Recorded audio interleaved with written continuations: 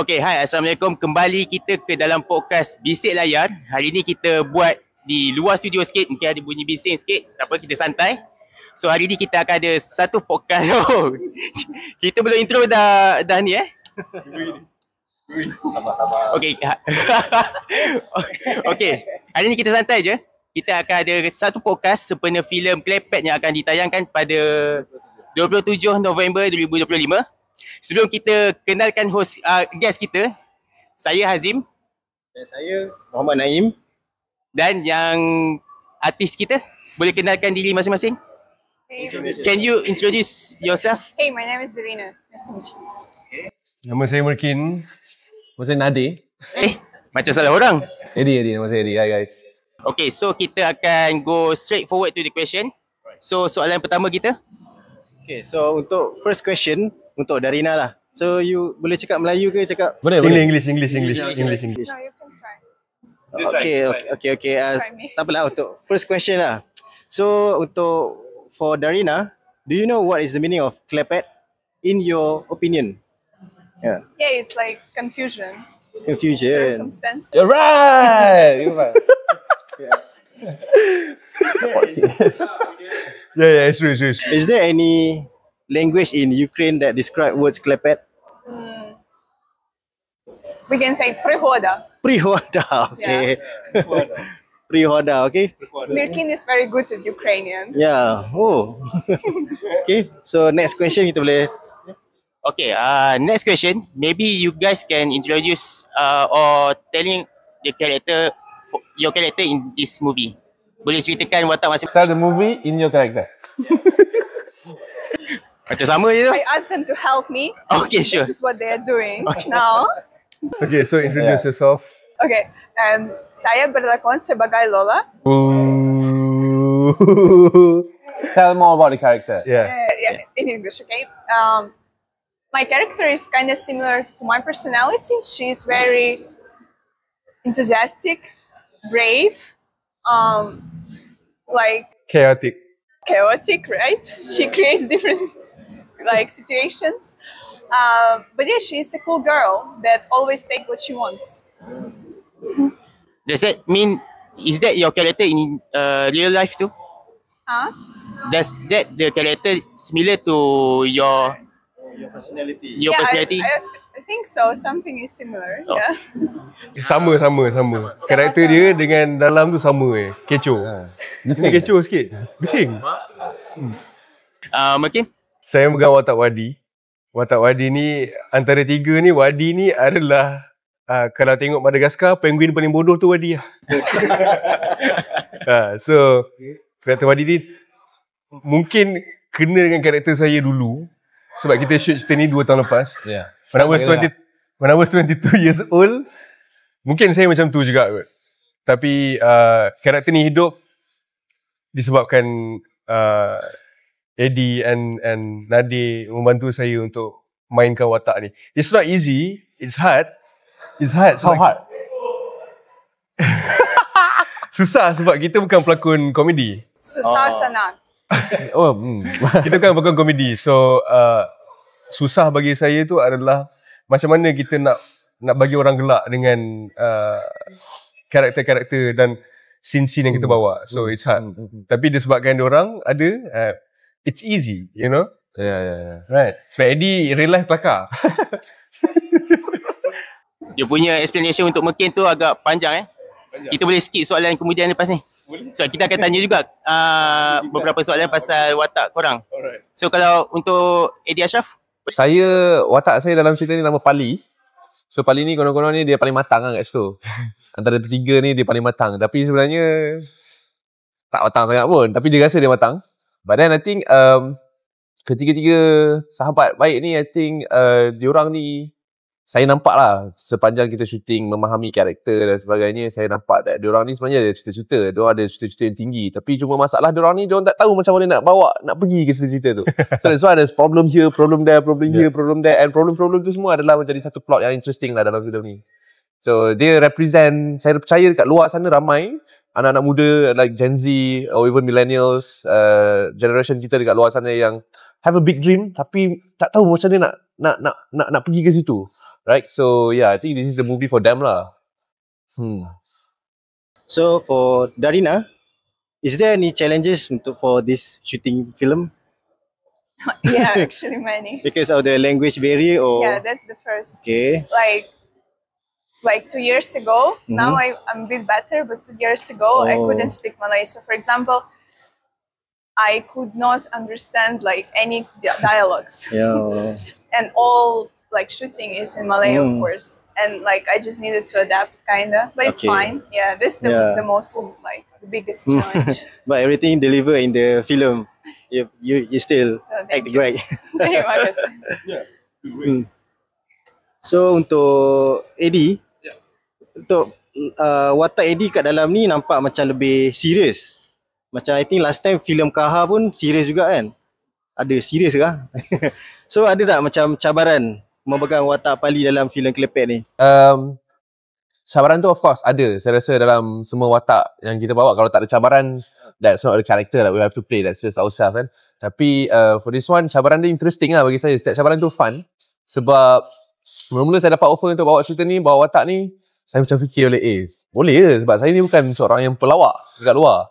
Saya suka gelak je. Kalau among my friends, saya gelak paling besar. Saya tukang gelak kan. Tapi bila jumpa dengan Mekin, jumpa dengan Nadir, I think what's good about playing this character is kita cuma kena channelkan balik kita punya perangai kebudak-budakan kita yang lama kita tinggal, yang dah lama terbuku.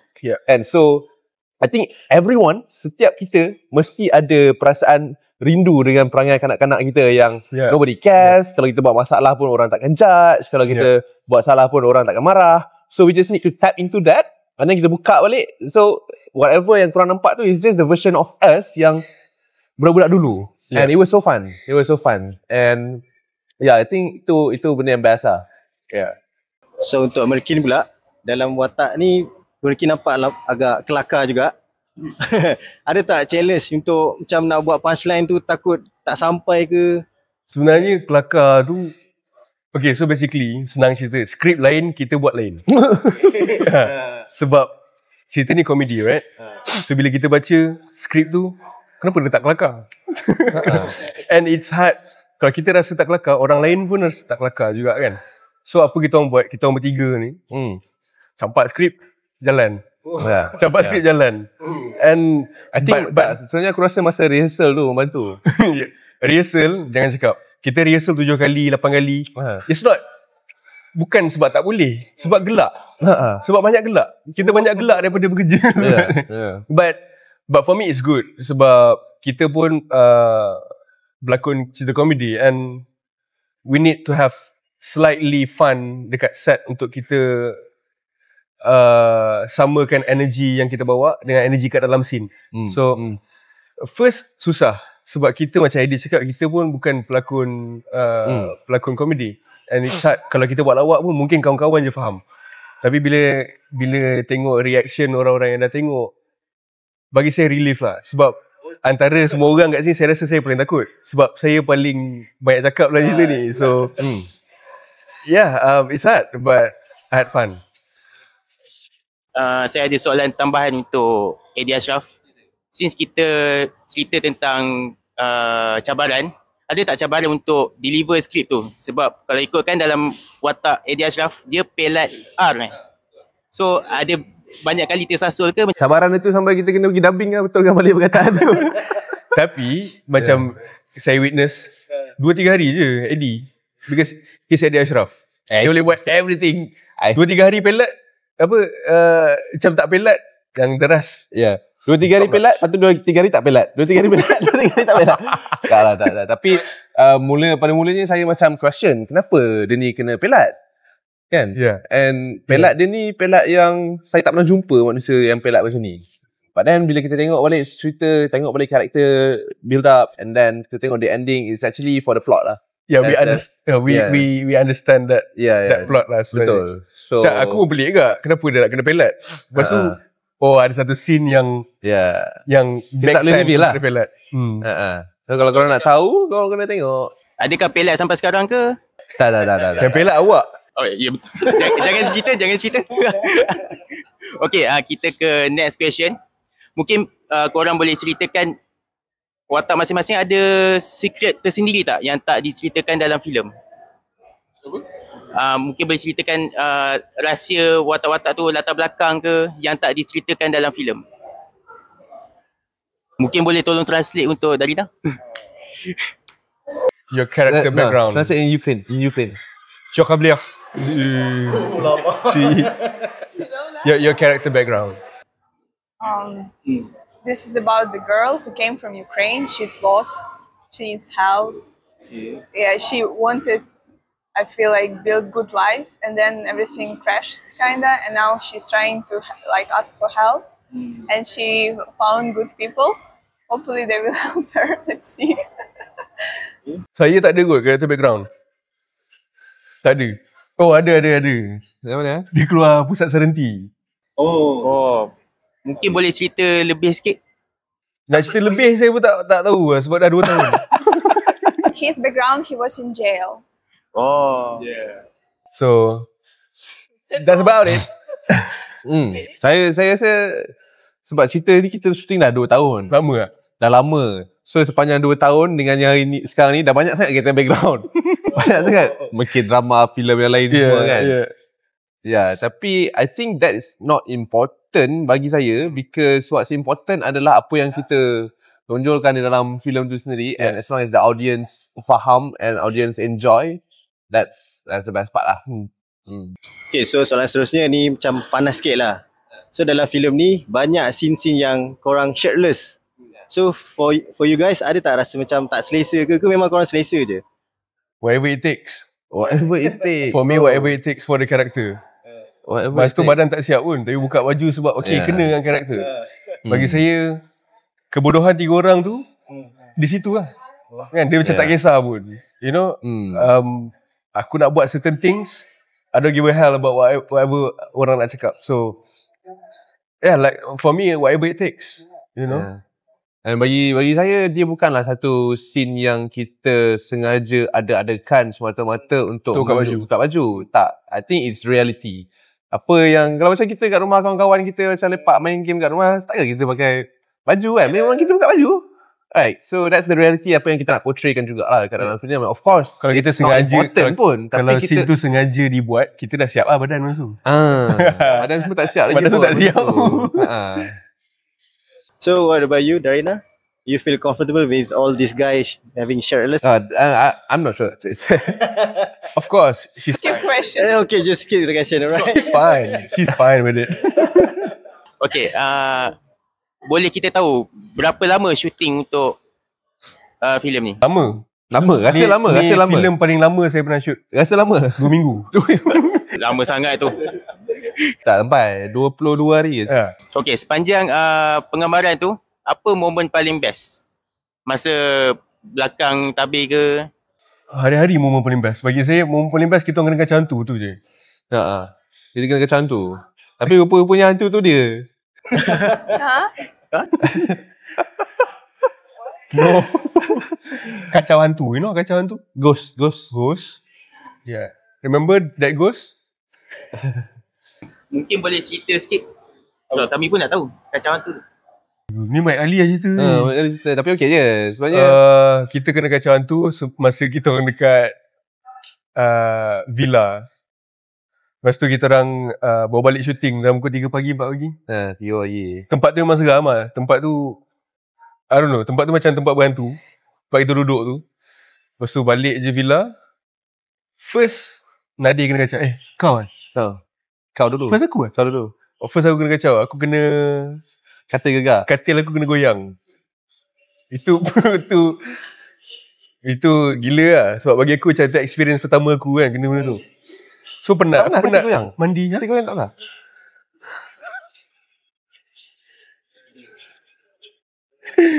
Tak pernah yang macam tu. Okay. Kan? Sebab penat. Lepas tu kita balik terus tidur tak mandi kan. So aku kena kacau lah. And then second Nadir kena. Nadir kenapa? Bisik.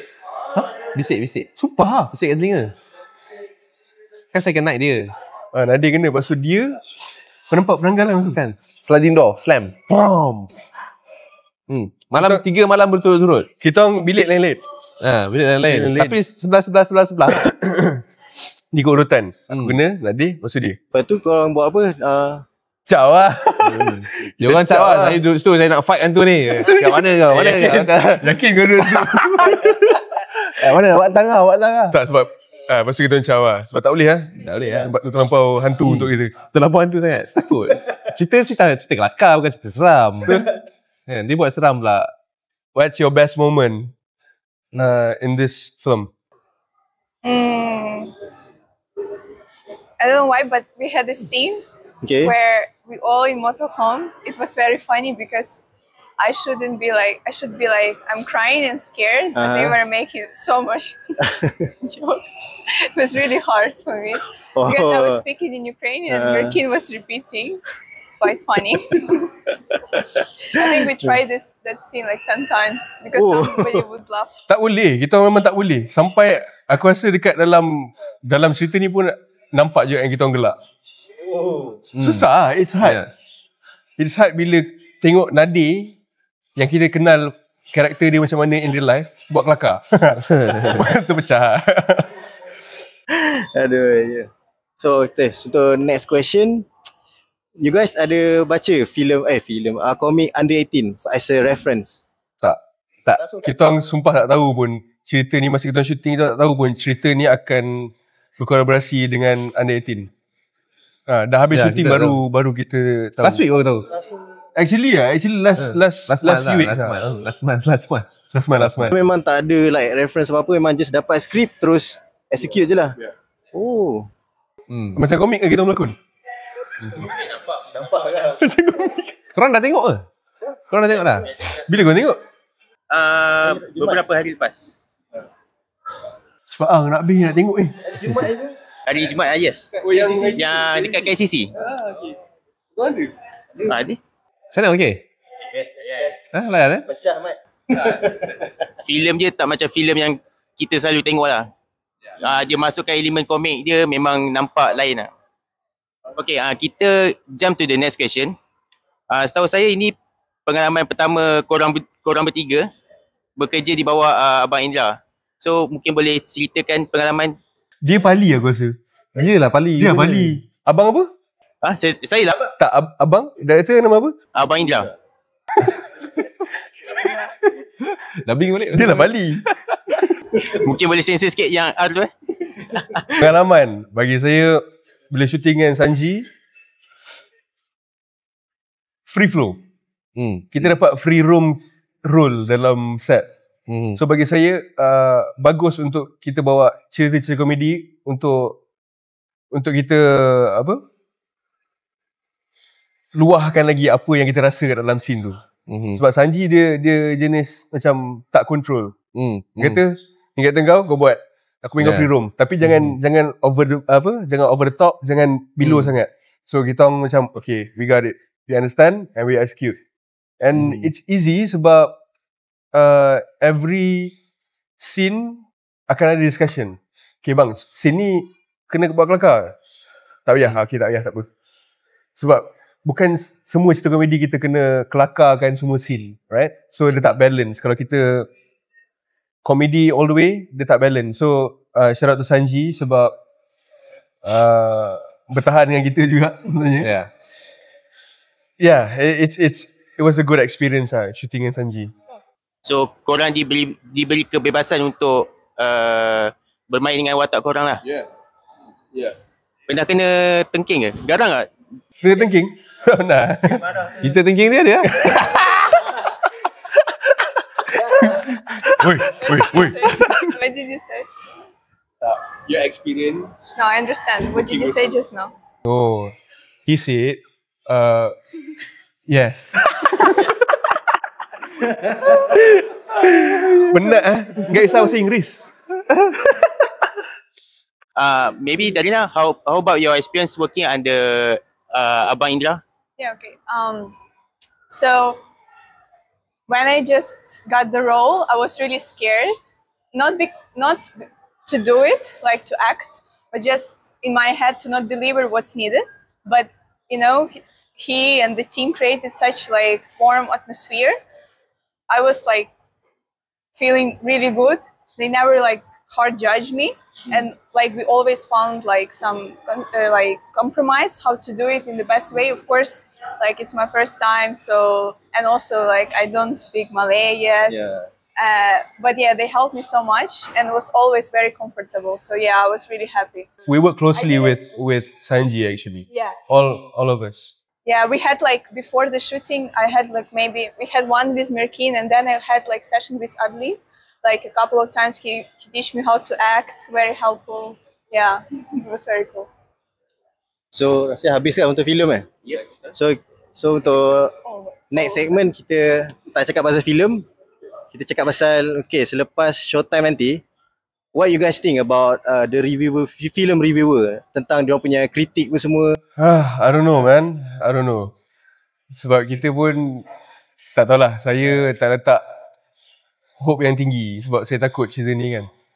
But as for now, bila saya tengok all this reaction yang macam genuine, saya rasa macam I can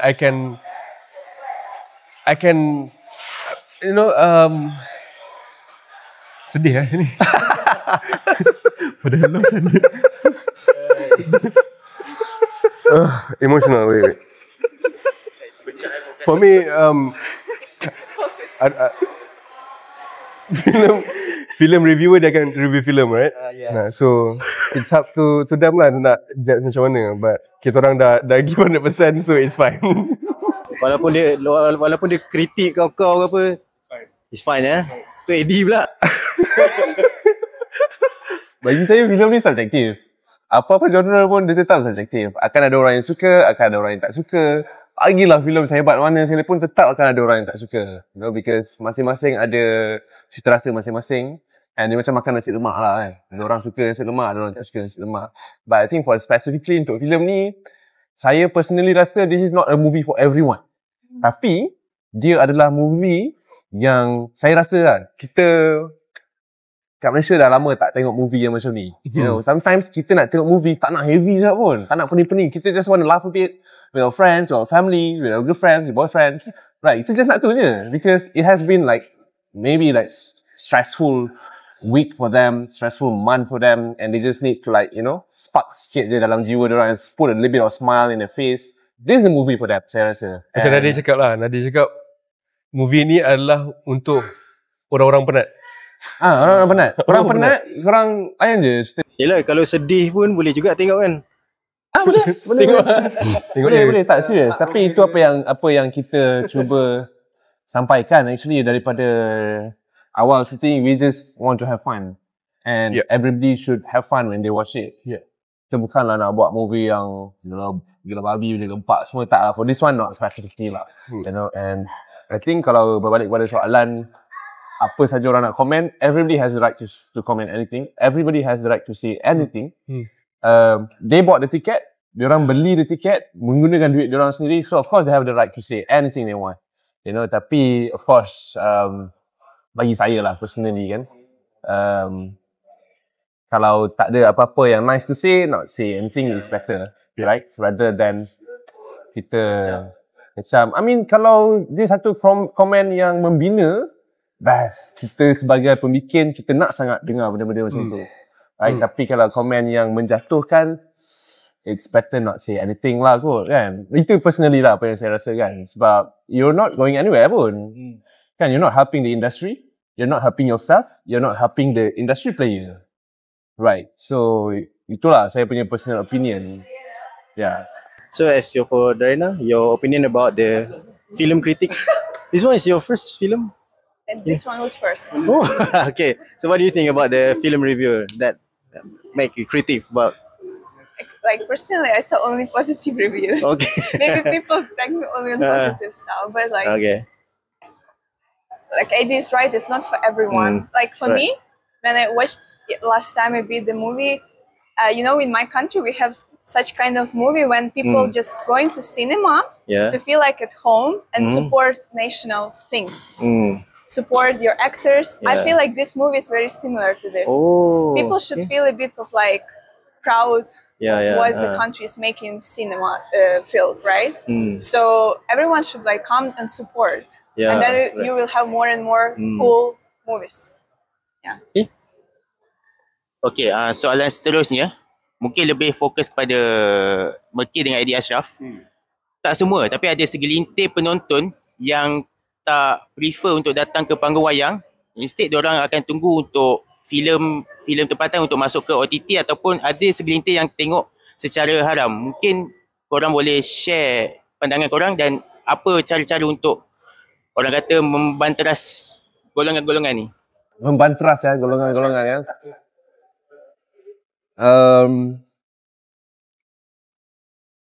Apa yang menonton secara haram, yang menunggu di OTT dan juga yang membeli filem. Ini tiga. Saya rasa filem specifically dibikin untuk cinema.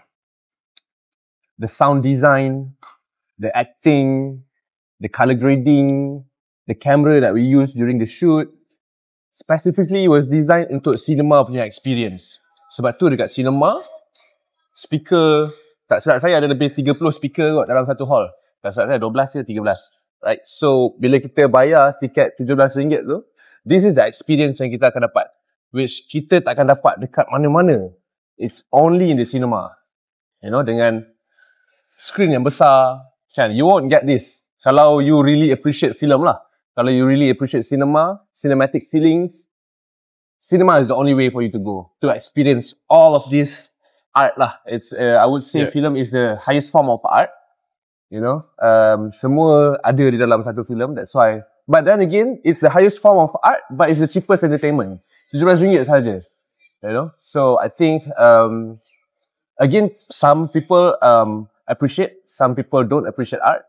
And to those who appreciate, we want to thank you guys so much. But to those who don't, kita tak boleh nak buat apa-apa because they're just like that, kan? So I think mereka-mereka yang tidak appreciate art inilah yang menonton secara haram.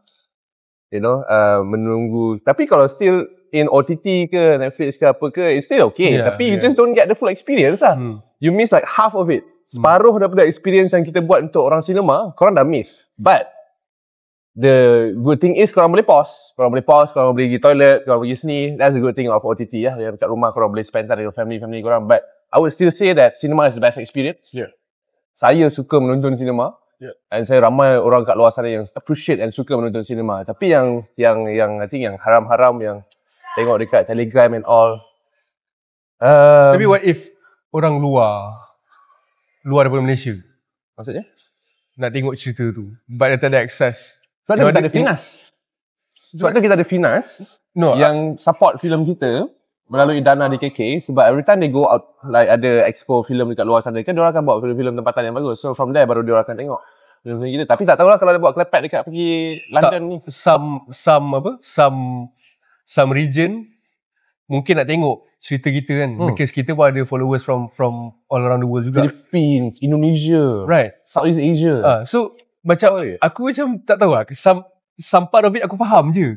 Sebab tak mungkin diorang nak datang ke sini just semata-mata nak tengok ni and then balik-balik.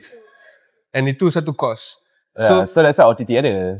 So bagi saya, for me there's no problem. But watching haram is a problem for me lah. Kalau dia tunggu OTT, it's fine. Sebab dia still bagi kita dia still bagi kita rating and still appreciate sebab dia tengok and nak tengok kita buat apa in this film. And kalau dia repeatedly tengok, lagi best kalau tengok kat OTT, betul tak? And lagi best kalau tengok dekat cinema lah, because that's where I know orang tu genuine ke tak nak support kita. Okay, so ada banyak lagi soalan sebenarnya, tapi disebabkan kita kesuntukan masa, itu saja yang kita boleh bincangkan. So sebelum kita tamatkan podcast kita, mungkin boleh shout out, ajak penonton untuk datang ke panggung wayang. Shout out your film. Shout out Eddie and Mekir. No, shout out for people to come and watch this film. Hey guys, jangan lupa to come and watch Klepet in the cinema. Hey guys, jangan lupa saksikan Klepet pada 27 hari bulan November di setiap panggung wayang Berdekatan Anda. Kalau nak tengok kita orang gila macam mana, tengok filem ni. Sebab saya rasa ini je filem yang boleh nampak kegilaan kita. Lepas ni tak ada dah. Dah malas. Dah malas. So datang and support us. Yes, retweet apa yang diorang katakan. Baik, jangan lupa 27 November akan keluar di seluruh Power Gum di seluruh Malaysia. InsyaAllah Singapura dan Brunei juga. Hopefully. And saksikan bersama dengan family, dengan kawan baik. You know, sometimes kita perlukan filem-filem yang macam ni untuk tanah air kita. Just to give us a little bit smile on our face. And jangan lupa saksikan 27 November di Power Gum yang berdekatan dengan anda. Ciao. Assalamualaikum. Ciao. Okay. Assalamualaikum.